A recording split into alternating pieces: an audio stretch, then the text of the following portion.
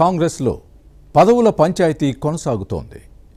మండల కాంగ్రెస్ కమిటీ అధ్యక్షుల నియామకంపై రచ్చ జరుగుతోంది. ఉత్తర తెలంగాణలో ఓ జిల్లాలో ఇదో పెద్ద లొల్లిగా మారిపోయింది. అసెంబ్లీ పంచాయతీ ఎన్నికల్లో పార్టీ అభ్యర్థులకు వ్యతిరేకంగా పనిచేసిన వారికి ఎంసీసీ అధ్యక్ష పదవులు ఇచ్చారంటూ కొందరు ఇన్ఛార్జీలు మండిపడుతున్నారు. ఈ అంశంపై ఇరు వర్గాల మధ్య జరుగుతున్న పంచాయతీపై టీపీసీసీకి ఫిర్యాదులు వెల్లువెత్తుతున్నాయి. దీంతో పార్టీ నేతల సమన్వయం లోపిస్తోంది. ఇంతకీ ఏ జిల్లాలో ఈ పరిస్థితి ఉంది? కొట్టుకుంటోన్న నేతలెవరు? ఇలాంటి పంచాయతీలపై అసలు టీపీసీసీ ఏం చేయబోతోంది? Was a story. పదవుల కోసం కాంగ్రెస్లో జరిగే రగడ మరే పార్టీలోనూ ఉండదు.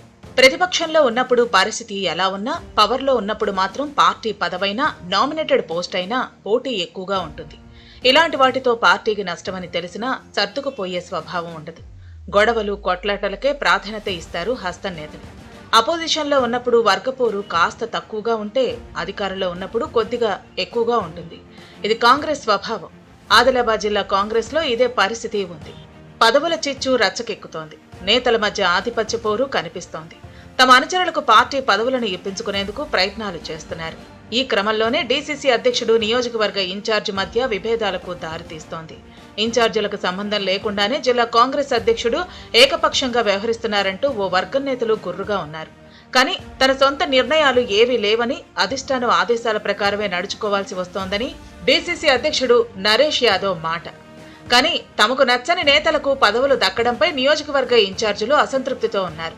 పార్టీ కోసం త్యాగాలు చేసిన వారిని పక్కన పెట్టి కాంగ్రెస్ కు వ్యతిరేకంగా పనిచేసిన వారితో పాటు సీనియర్లంటూ కొందరికి పదవులు ఇవ్వటంపై అభ్యంతరాలు వ్యక్తమవుతున్నాయి.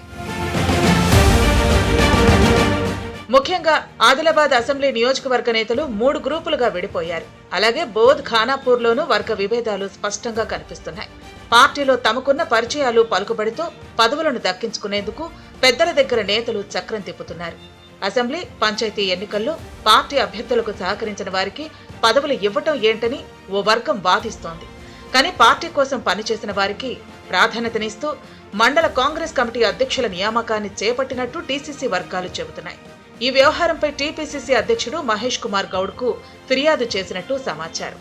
దీంతో ఇప్పటికే ప్రకటించిన మండల కాంగ్రెస్ కమిటీల అధ్యక్ష పదవులు ఉన్నట్టా, ఊడినట్టా అన్న అంశంపై క్లారిటీ లేకుండా పోయింది. నేతల ప్రకటనలతో పార్టీలో గందరగోళ పరిస్థితి నెలకొంది. ఆదిలాబాద్, బోధ్ నియోజకవర్గాల్లో 6 మండలాల్లో వివాదం కనిపిస్తోంది. బోధ్ స్థానంలో గుడిహత్నూర్, ఇచ్చోడ, నేరడిగొండ, బోధ్ మండలాల కాంగ్రెస్ అధ్యక్షులను తప్పించాలంటూ కాంగ్రెస్ ఇన్ఛార్జ్ ఆడే గజేందర్ పట్టుబడుతూ పార్టీ అధిష్టానానికి ఫిర్యాదు చేశారు.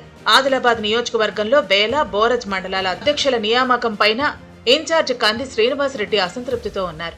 అసెంబ్లీ ఎన్నికల్లో కష్టపడి పనిచేసిన తన వర్గానికి పదవులు దక్కకపోవడంతో అభ్యంతరం వ్యక్తం చేసినట్టు వినిపిస్తోంది. అయినా పార్టీ ప్రయోజనాల కోణంలో ఆదిలాబాద్లో శ్రీనివాసరెడ్డి సర్దుకుపోతున్నారు. బోధ్ స్థానంలోని 4 మండలాల కాంగ్రెస్ అధ్యక్షులపై మాత్రం తీవ్ర వ్యతిరేకత వ్యక్తమవుతోంది. ఇప్పటికే నియమించిన మండల పార్టీ అధ్యక్షులను తొలగించుకుంటే మరోసారి టీపీసీసీకి ఫిర్యాదు చేసేందుకు నియోజకవర్గ నేతలు సిద్ధమవుతున్నారన్న ప్రచారం జరుగుతోంది.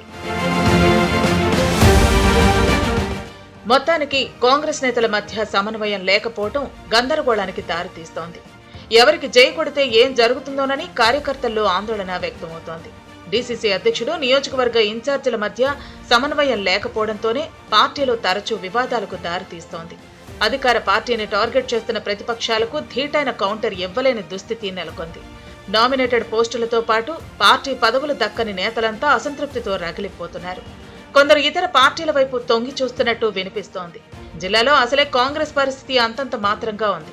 దీనికి తోడు నేతల మధ్య వర్గపోరుతో కార్యకర్తలు అయోమయానికి గురవుతున్నారు. ఈ వివాదాలను టీపీసీసీ ఎలా పరిష్కరిస్తుందో చూడాలి.